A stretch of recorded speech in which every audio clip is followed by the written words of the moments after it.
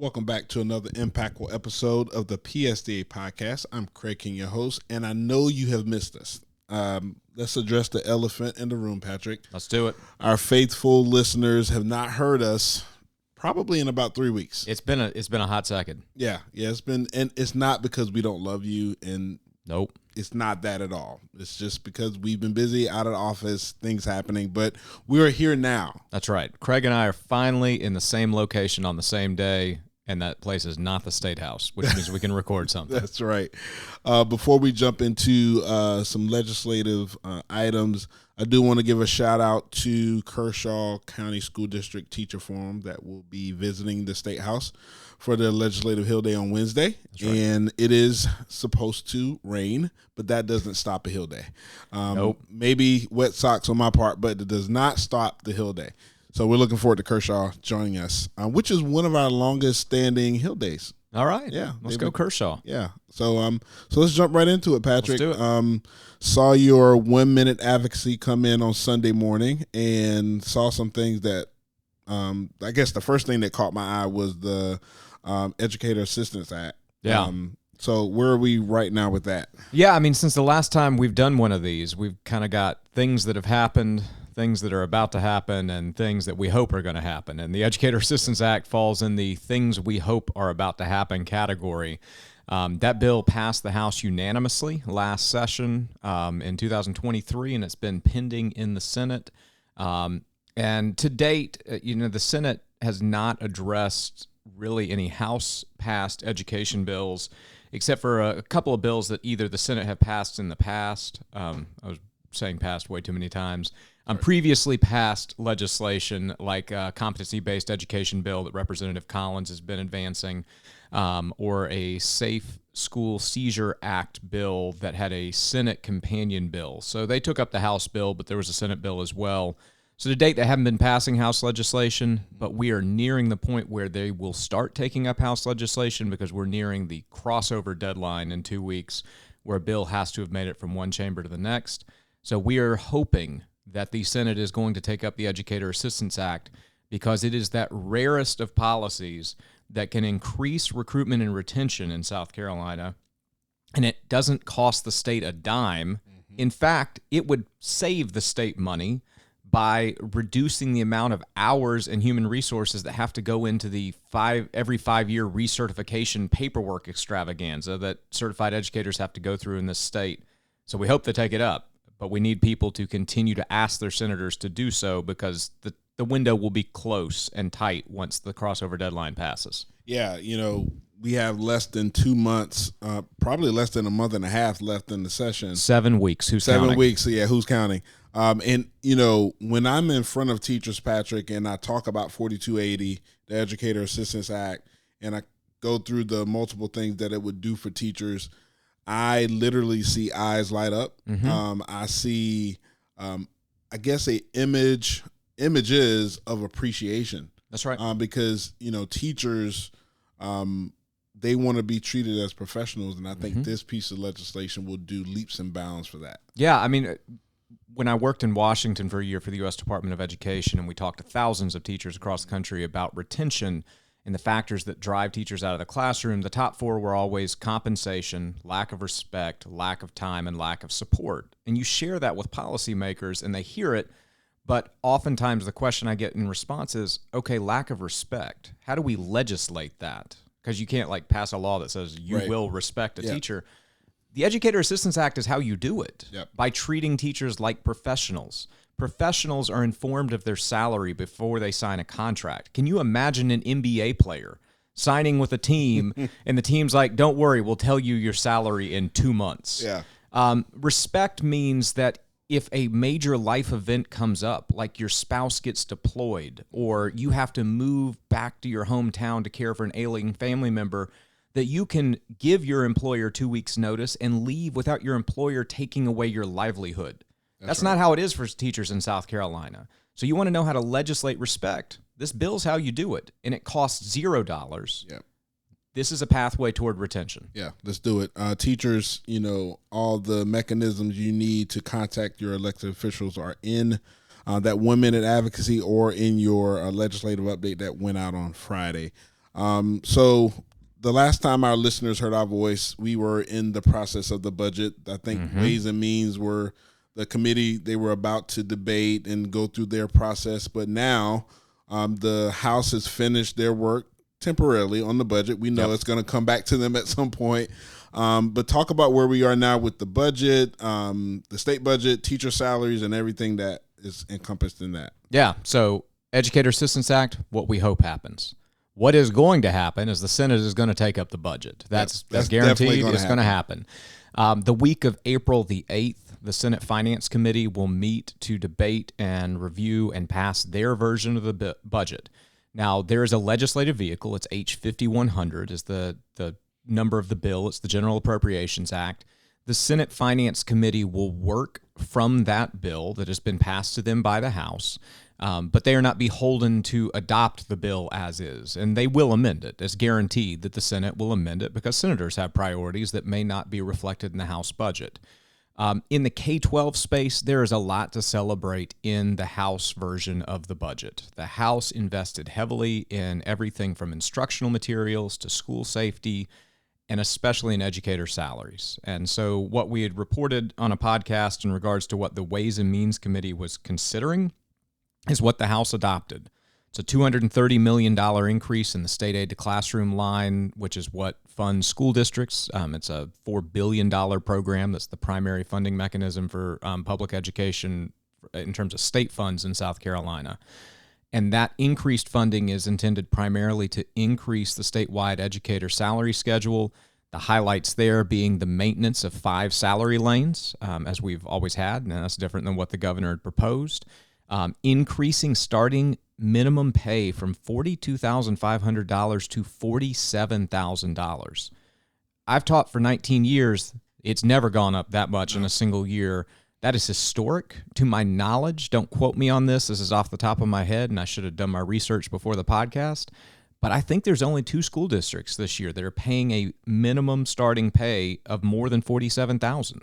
So that would result in 71 out of 73 school districts having to raise their salary. And those other 2 are going to because they're getting more money from the state, and they've already been leaders on teacher salary in the first place. And then the last big headline is extending salary steps for years of experience from 23 on the state schedule to 28. And that's been a big priority and goal for PSTA for several years. So there's a lot to celebrate in the House budget, and we're going to be hoping to see the Senate pick up those same items. Patrick, I think we are in a,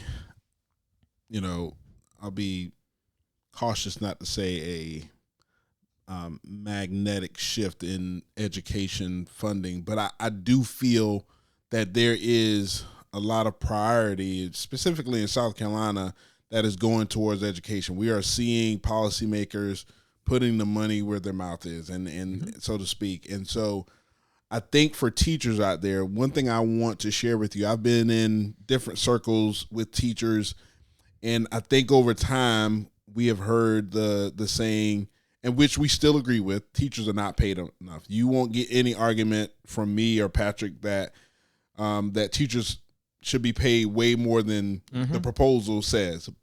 But when we look at the past few years, as you said, I think in our discussions with teachers amongst our colleagues and our peers, we need to start bringing in the fact that there's a heavy investment going on in education right now.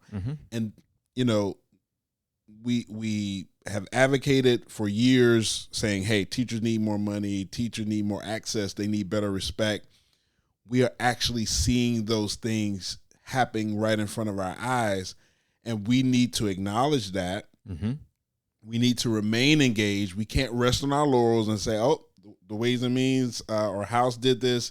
We expect the Senate to do the same or maybe more. But advocacy is ongoing. I guess the point I'm making in my long soliloquy, Patrick, is that we need to acknowledge the growth that we're seeing right now in the present time and continue to advocate for more. Yeah, no, that's right. I mean, it's got to be an acknowledgement of what is. I mean, when I started teaching, my starting salary was less than $26,000. Wow. Now, granted, that was in the dark ages before people were ticking and talking and Right. everything. I mean, that's just dating myself, and my daughters would laugh at me right Yeah, now. that's pretty good, though. But it's a significant investment, and so there needs to be an acknowledgement. But there also needs to be an acknowledgement that it's a significant investment in a world of finite resources. And so I don't think that there's any member of the South Carolina Senate who begrudges teachers a salary increase or is opposed to an increase for teacher salaries. I think there's universal support for that. But there's also pretty strong support for improving roads and law enforcement and everything else. So in a tight budget year, and this is a tighter budget year, yes, the state is growing its revenue base this year, but the state's also growing. On a per capita basis, we're the fastest growing state in the nation, I think. Over the next 10 years, they're expecting another 1 million people. Yeah. So I mean, yeah. Yes, your revenues go up because you have more people that you're taxing, but you also have to provide more services. Yep. That money has to go somewhere. So educators need to stay engaged in advocacy. It is not an overstatement to say that teacher voice played a role in the House adopting the budget they did. Absolutely. Now, it's also true that House leadership played a key role. Speaker Merle Smith and Ways and Means Chair Bruce Bannister and other members of House leadership prioritized educators, and they're the ones who actually had to take the vote on the record, but they took the vote after hearing from a lot of teachers. So it's both an appreciation and an acknowledgement that there's more work to be done. Yeah. What else is going on that our teachers need to be aware of? Well, so we've talked about what we hope is coming, Educator Assistance Act. What is definitely coming, the budget, and what has already happened, and I'll just be frank, hopefully is not happening again, which is H 5164, which is the Universal Education Scholarship Account. And I know podcast listeners can't hear me using my fingers right now, but Craig sees I am air quoting universal. Yep. This is a piece of legislation that rocketed through the House of Representatives. I'm gonna have to go back and redo the way I teach legislative process in AP government, because I always tell my students it takes a while for a bill to get from filing to the finish line. Little did I know that H 5164 is the exception to the rule. That thing went from being introduced as a bill to passed by the House in less than 3 weeks, which in legislative time, that is like gold medal 100-meter sprint caliber speed in the Olympics. This is a really troubling bill. It has passed the House. It has gone over to the Senate. But I think it's important for educators and the public to understand what this bill does, even if it doesn't get a hearing and passage in the Senate this year, which, anything's possible. If you'd have told me 4 weeks ago that a bill was going to be introduced that had a $1.4 billion price tag and it would get through the House in less than 3 weeks, I would have laughed at you. Yeah. So I'm not going to sit here and say this bill will not make it through the Senate in 2024. If H 5164 has taught me anything, it's that I know less than I thought I did. So I'm not proclaiming anything, but I am going to say it's going to be hard. There's only 7 weeks left. One of them is guaranteed to be the budget debate in the Senate. That gives you 6 weeks to deal with this legislation. And while the House went on nitro fuel, nitro speed in the Senate is different. There's a reason that the State House people talk about Senate time, because the Senate is the deliberative chamber. They're slower. But this thing will come back next year, even if it doesn't pass this year. Right. And this is a significant piece of legislation that goes far beyond just K-12. And I don't think people fully grasp that, and they need to pay attention. Yeah. Yeah, this bill, we've heard a lot from teachers. As Patrick mentioned, it flew through the House of Representatives, and we hope that it's slower in the Senate and not even pass. But this piece of legislation is going to come back. If it's not the end of this session, we'll see it pop up again. And so be engaged. Use the mechanisms within the land to be able to reach out to your senators on this piece of legislation, because it's crucial. Yeah, and let me just articulate a few things about the bill, because I know some of our listeners either don't receive the land because they're not a member, or it's more efficient to listen in their car than to read the land on a Friday afternoon. So a couple things about this bill. Number one, it's premature. So what it does is we have a education scholarship account program in South Carolina that will provide this year 5,000 ESAs to families whose students have been prior enrolled in public schools and have an household income level of 200% or less of the federal poverty line. So for a family of four, that's about a $61,000, $62,000 annual income. Those children, over 5,000 applications were received this year by the State Department, about 8,000 applications. It looks like about 7,000 of them are going to be eligible based on criteria. They're going to award 5,000 ESAs this year, but they haven't done it yet. We haven't handed out a single ESA to a single student. We don't know if the portal for payments work. We don't know anything. We can speculate based on other states, but as we like to point out in South Carolina is different. So let's wait and see how it works in South Carolina. H5164 eliminates the number of ESAs, just says as many of them as people apply for, and it eliminates the income cap. And it eliminates the requirement to be prior in registered and enrolled in public school. The playbook for how this plays out in other states is not encouraging. Arizona went to universal ESAs last year, and we at PSTA support school choice. Right. We support our charter schools. We support open enrollment programs within traditional public school systems. But we believe that true choice must be affordable, accountable, and accessible. And the story of states like Arizona show that universal ESAs miss the mark on affordability, accountability, and accessibility.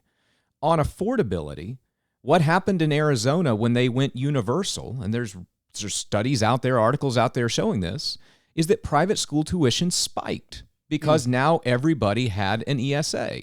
So whereas the ESA may have been enough to help your child afford private school in 1 year, the next year it wasn't enough to cover it, which meant a family who was relying on the ESA to pay for it, they couldn't pay for it anymore. And like we've always known, Patrick, is that a private school can still deny entrance to anyone they want to. That's right. That came up during floor debate on H5164. Representative Wendell Jones from Greenville introduced an amendment that simply would have said that a student with an ESA could not be denied admission to a private education service provider on the same criteria grounds that state law says that a charter school cannot deny a student. Makes sense. Charters are public. They are accessible.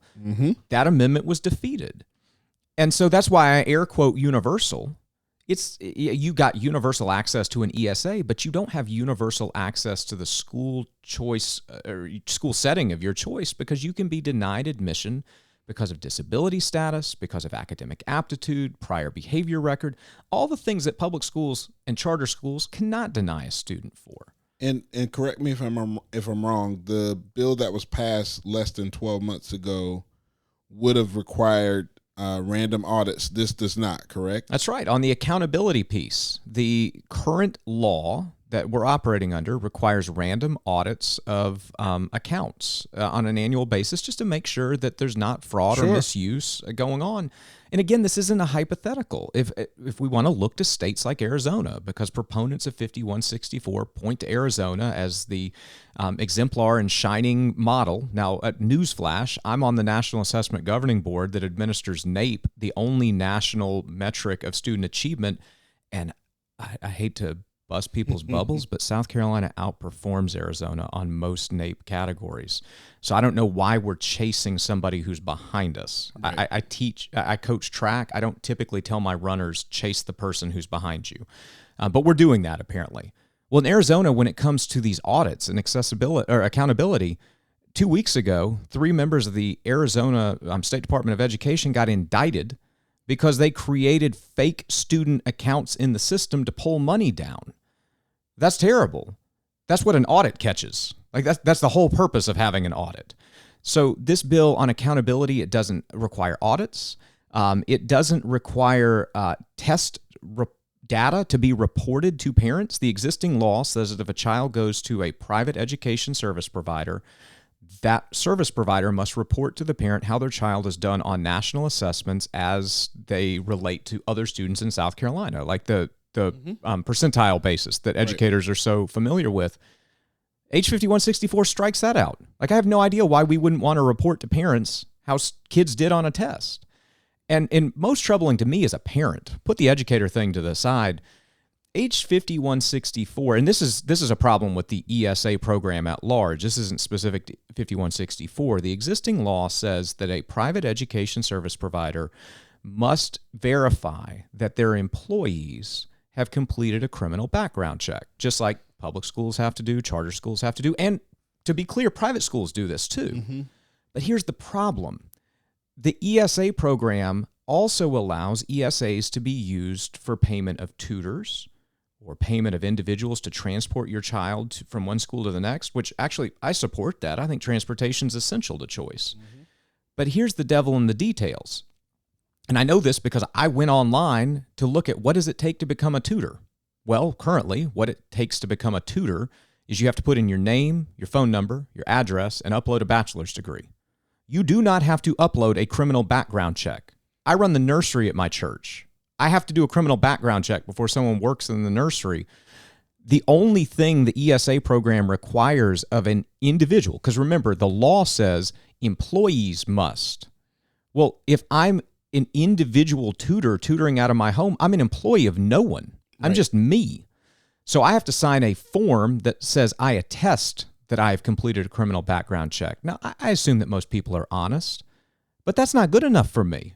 When we're talking about somebody who can have a child into their home or a child into their car. That's right. There was an amendment introduced on the floor of the House to require background checks on everyone that's an ESA provider. The amendment got defeated. That is, oh, wow. And that, to me, that's basic accountability. Yeah. And the final story on this thing, that the reason that people beyond educators need to pay attention to this bill is by the state's own fiscal impact statement produced by the Revenue and Fiscal Affairs Office. They are projecting that at full implementation, H5164 could cost the state up to $1.4 billion, with a B, dollars per year. The existing ESA law at full implementation is $90 million a year. That's still a hefty price tag, yeah. But we can handle that within the state budget. $1.4 billion is one out of every roughly $8 in the state budget. So two things on this. Proponents of 5164 will say, but it's price savings because you're reducing public school enrollment, which means public education spending goes down. The problem with that is, again, if you want to look to states like Arizona that are being held up as the exemplar, this year, in their first year of universal ESAs, 71% of the students who received an ESA had never been enrolled in public school. So public schools didn't save a dime off those students, but the state now created a new entitlement spending program that they're on the hook for. That's why the state of Arizona is going to run what looks like a $300 to $400 million budget deficit this year. We can't do that. Right. And this is more than education, because there's not enough fat on the bone of the education budget in South Carolina to fund $1.4 billion while still opening public schools, which the state is constitutionally required to do. You're going to have to cut law enforcement. You're going to have to cut from transportation. Yep. You're going to have to find savings somewhere.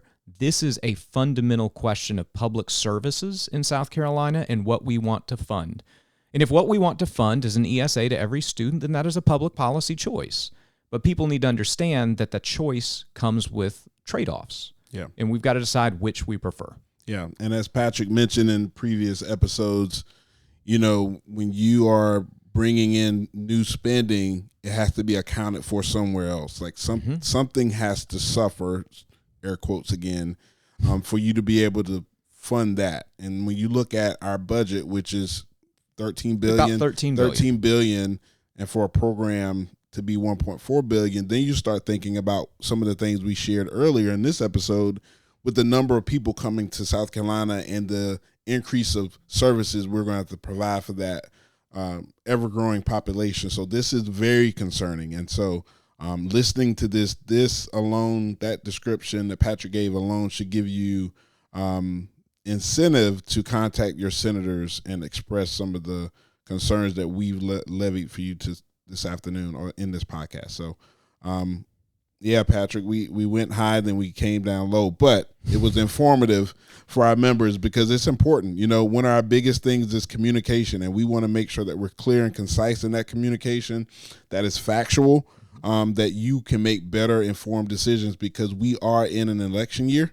All 170 members of the General Assembly are up for re-election, and so we encourage you to get involved. Patrick, anything else you want to share? No, I think that's pretty good coverage. I think to your last point about it being an election year, primaries are June 11th. The filing deadline for primaries closes on April 1st. After that point, PSTA will send out a questionnaire to every filed candidate for the House and the Senate, asking for their positions on education-related topics. As we get those results, we will be sharing those out to PSTA members so they can make an informed choice at the ballot. The primary elections are on June 11th. And without getting too dorky and AP government teachy right now, a lot of the elections are going to be decided on June 11th. Yep. They're not going to be decided in November during the general election. So people really need to treat June 11th like it's the election, because in legislative districts, it may be the only election. If you're not registered, get registered to vote. You got to be registered 30 days prior. So you've got about a little over a month to get registered to vote. If you're not registered by either May 10th or 11th, depending on how 30 days plays out on June 11th. If you're not registered by about the time teacher contracts are due, then you're not going to be able to vote on June 11th. Get registered, then we'll help you get informed. Which great PSA, Patrick, which is a great segue to the last point I'll make. Teacher contracts. A lot of districts are starting to hand out those contracts. We received word today that a district mandated that the contract be turned in by April 10th. By law, that is inaccurate and against the law. You have until before May 11th to return your contract, your signed contract, to your district. So if you're a member of PSTA or you're listening to this and you hear of a district or your district is requiring you to return that before then, make sure you let us know. This has been another impactful episode of the PSTA podcast. I'm Craig, your host. Take care.